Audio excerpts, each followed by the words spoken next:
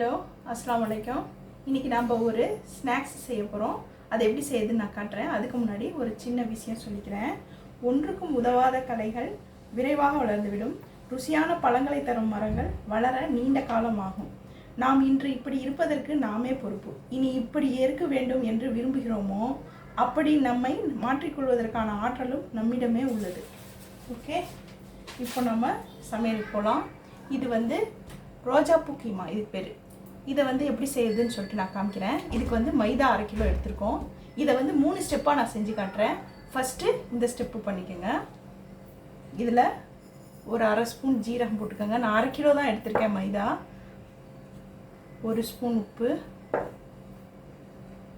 2 table spoon நெய் போட்டு இதை ஃபஸ்ட்டு பசைஞ்சிக்கலாம்.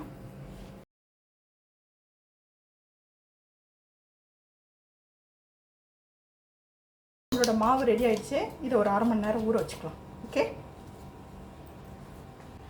இப்போ நம்ம செகண்ட் ஸ்டெப் செய்ய போகிறோம். கீமா செய்ய போகிறோம். அதுக்கு இப்போ நம்ம 3 டேபிள் ஸ்பூன் எண்ணெய் ஊற்றிக்கலாம். எண்ணெய் சூடாயிடுச்சு. இப்போது 1/2 டேபிள் ஸ்பூன் இஞ்சி பூண்டு போட்டுக்கலாம்.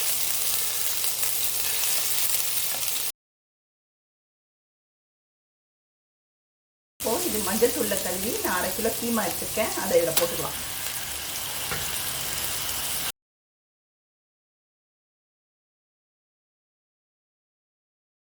இப்போது 2 நிமிஷம் ஆயிடுச்சு. தண்ணி கொஞ்சம் சுண்டிடுச்சு. இதில் நம்ம 1/2 ஸ்பூன் மிளகாத்தூள், 1/2 ஸ்பூன் மஞ்சத்தூள், 1/2 ஸ்பூன் ஜீரகத்தூள், 1 ஸ்பூன் கொத்தமல்லி தூள், 1/4 ஸ்பூன் கரம் மசாலா, உப்பு 1/2 ஸ்பூன்.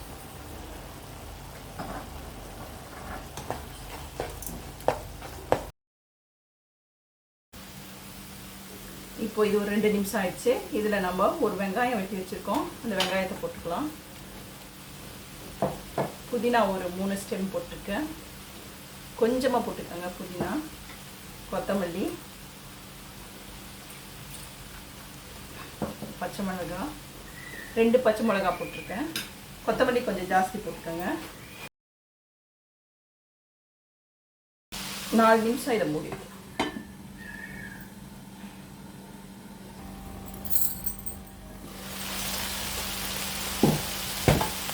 ஓகே, நம்மளோட கீமா ரெடி ஆயிடுச்சு. இதை தான் நம்ம ஸ்டஃபிங் பண்ண போகிறோம். இந்த ஸ்டஃபிங் தான் இப்போ 2வது ஸ்டெப்பு நம்ம செஞ்சுருக்கோம். ஓகே, இப்போ அடுத்த ஸ்டெப்புக்கு போகிறோம். இப்போ நம்ம இது 3வது ஸ்டெப் செய்ய போகிறோம். இதில் கொஞ்சம் மைதா போட்டுக்கலாம். எண்ணெய் போட்டு தேய்க்கக்கூடாது, மைதா போட்டு தான் தேய்க்கணும்.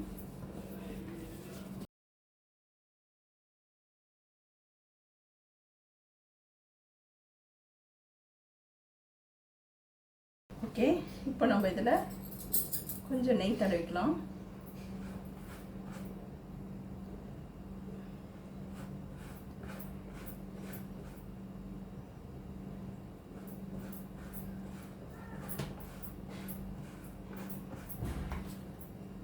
லேசாக மாவு பொடி தூக்கலாம். இப்போ இப்படி மடிச்சுக்கலாம். இப்போ இதுக்கு மேலே கொஞ்சம் நெய் தடவிக்கலாம்.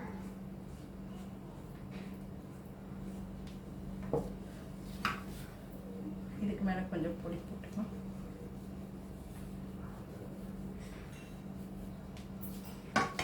இதை எடுத்து இப்படி போட்டுக்கலாம்.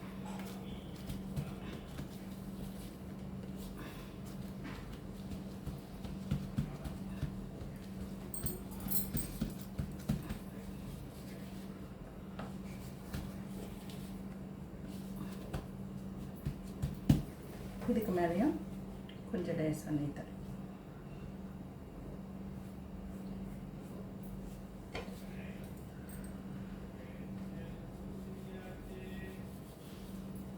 செஞ்சு சுருட்டிக்கலாம்.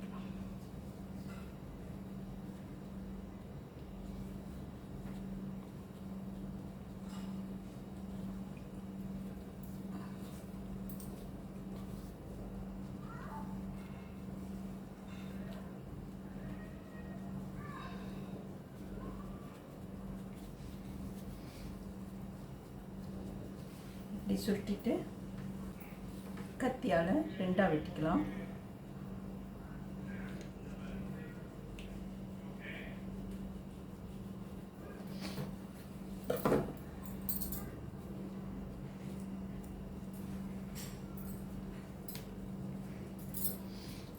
இப்படி எல்லா இதையும் செஞ்சுக்கலாம். நான் இன்னொன்று இதை செஞ்சு காட்டுறேன்.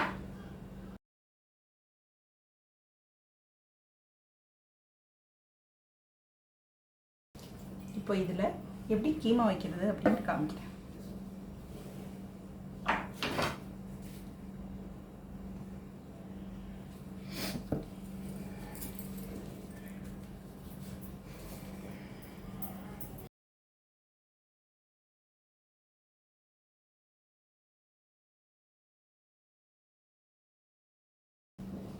இப்போ இந்த மாதிரி ஒரு கப் எடுத்துக்கோங்க. அதில் இப்படி போட்டுக்கோங்க.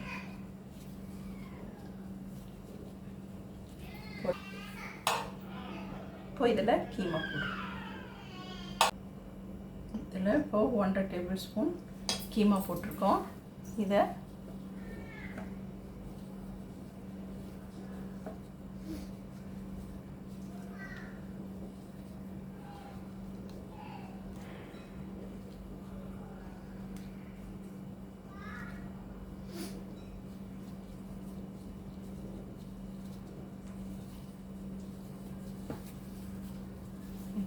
எல்லாம் செஞ்சு இப்படியே வச்சுக்கணும்.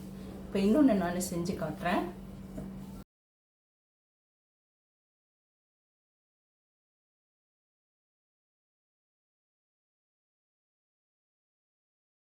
இது மாதிரி எல்லாத்தையும் செஞ்சு எடுத்துட்டு நான் காமிக்கிறேன். இப்போது நம்ம எண்ணெய் கொஞ்சம் மெது சூடாக தான் இருக்கணும், ரொம்ப சூடாகிடக்கூடாது. அதில் நம்ம இப்போது செஞ்சு வச்சுருக்கிறத போட்டு எடுத்துக்கிறோம்.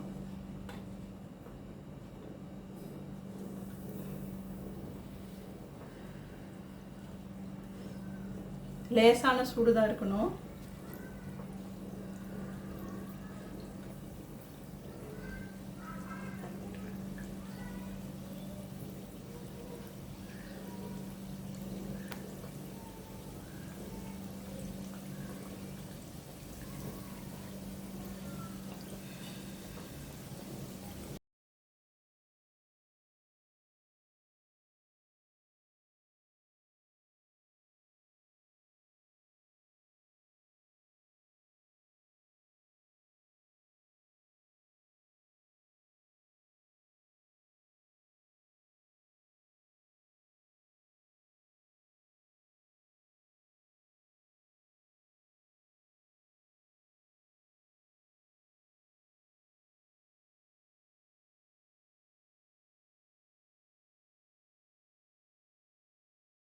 நம்மளோட ரொம்ப டேஸ்டியான ரோஜாப்பூ கீமா ரெடி ஆயிடுச்சு. இது நீங்கள் எல்லோரும் செஞ்சு பார்க்கணும். ரொம்ப டேஸ்டியாக இருக்கும். ஈவினிங் நேரத்தில் எல்லாத்துக்கும் ஸ்நாக்ஸ் மாதிரி பிள்ளைங்களுக்கு செஞ்சு தரலாம். ரொம்ப பிள்ளைங்க விரும்பி சாப்பிடுவாங்க. நீங்கள் செஞ்சு பாருங்கள். ரொம்ப நல்லாயிருக்கும் டேஸ்ட்டு. நான் இது கொஞ்ச நாள் வீடியோ போடலை, எனக்கு கொஞ்சம் வேலை இருந்துச்சு, அதனால் செய்ய முடியல. நான் இனிமேல் தொடர்ந்து போடுவேன். ஓகே, நீங்கள் இதை கண்டிப்பாக செஞ்சு பார்த்துட்டு கமெண்ட் போடுங்க. நான் அடுத்த வீடியோவில் உங்களை சந்திக்கிறேன்.